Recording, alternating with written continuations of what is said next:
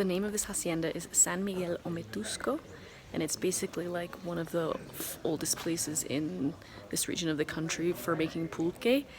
The train line like runs straight from where they make it. Well, it's an old train line, but like to the train station, which used to take the pulque all the way to Veracruz in like a really short period of time because pulque doesn't last very long. But the property is beautiful. Now they use it as like a hotel and a restaurant. They're refurbishing a lot of the rooms so they can reopen it for weddings. There's a chapel here. They have like New Year's Eve parties and stuff. I can see why, like, it's so beautiful. The view is incredible. And it's really cool to learn more about pulque. It's a drink that I didn't love when I first tried it, but places like this, making it fresh, are super delicious. So I think now it's like 9:30 in the morning. We're gonna go try some pulque and see what it's all about. So here we go.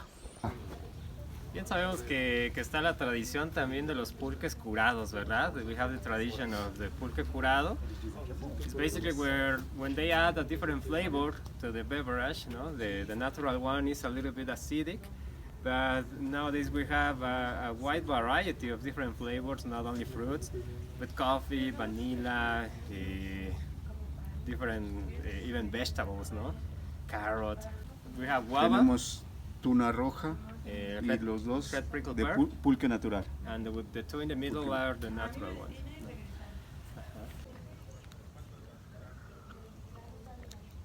This is the natural.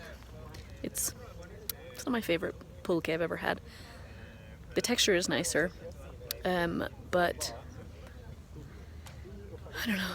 It's a little sour. But I did learn something really interesting just now. Curado is what they call the flavored pulques. And basically it was because they used to add the flavoring, the fruits and all that sort of stuff when they thought that the pulque was like sick because it was starting to go bad. So they would put fruit in it as a cure, as a curado. Interesting. Bienvenida, mi nombre es Melitón Hernández Morales y trabajamos en esta hacienda que lleva por nombre San Miguel Ometusco. San Miguel es por el santo que se venera y Ometusco proviene del náhuatl, quiere decir Ometocli o señor de los dos conejos o dios del pulque, ya que como decía el joven, realmente fue una hacienda al 100% pulquera, fueron pulqueras, agrícolas, ganaderas. Como decía, pues a principios del siglo XIX florecieron las haciendas pulqueras, entre ellas San Miguel Ometusco. Sean ustedes nuevamente bienvenidos a la hacienda de San Miguel Ometusco. So what they do basically is to cut the leaves until they get to the core of the plant. It's similar to the pineapple. So from there they create a hole, and there is the honey water. The name is because the water is very sweet, and there is a natural process that when it can be fermented at some point. So that is how the pulque is created. It's the fermentation of the honey water, no? They have to do it twice a day, in the morning and in the afternoon. They can extract, ¿qué cantidad extraen en cada vez? Bueno, dependiendo del maguey, de este tamaño podemos obtener 2 litros en la mañana y 2 litros en la tarde. Mientras tarda 15 años para alcanzar su tamaño normal, solo raspándolo dura de 2 a 3 meses, sacándole 2 litros en la mañana y 2 litros en la tarde. ¿En total cuántos litros de... So they can do it like 3 months, no, in a year. So in a season they can extract probably 500 liters of each plant. Bueno. Yo no digo que no. Dice que no. That is the traditional qué bueno. way to drink it, no? Miren, tenemos otra. ¿Alguien gusta acercarse? Tenemos otra. Ya. Me la abriendo para que le quepa más. There's another one. Agua de los verdes matas, tú me tumbas, tú me matas y tú me haces andar a gatas. Flavio.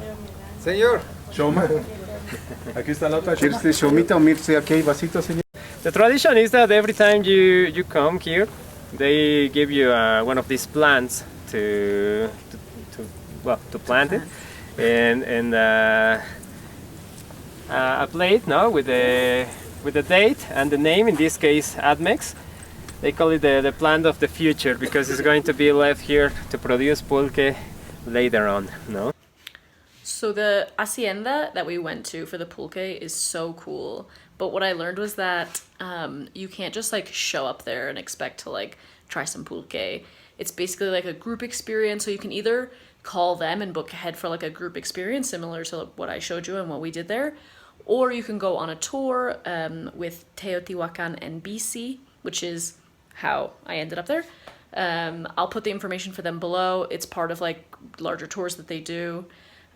But you can also book there for events if you want to have a wedding there, or in the future there will be like hotel rooms there and a restaurant, but at the moment it's not ready yet. But I'll put the information for them below so you can contact them directly. They have people there that speak English, so that you can have a similar experience. But if you want to go like soon in the next few months, definitely contact Teotihuacan and BC. Also, I'll put their details below. If you enjoyed this video, please give it a thumbs up. Pulque is a rich, deep history here in Mexico. It's super fascinating, and it's so cool that it's literally a day trip away from Mexico City. So definitely check it out the next time you come to Mexico City. Thanks as always for watching, and I will see you next time. Bye.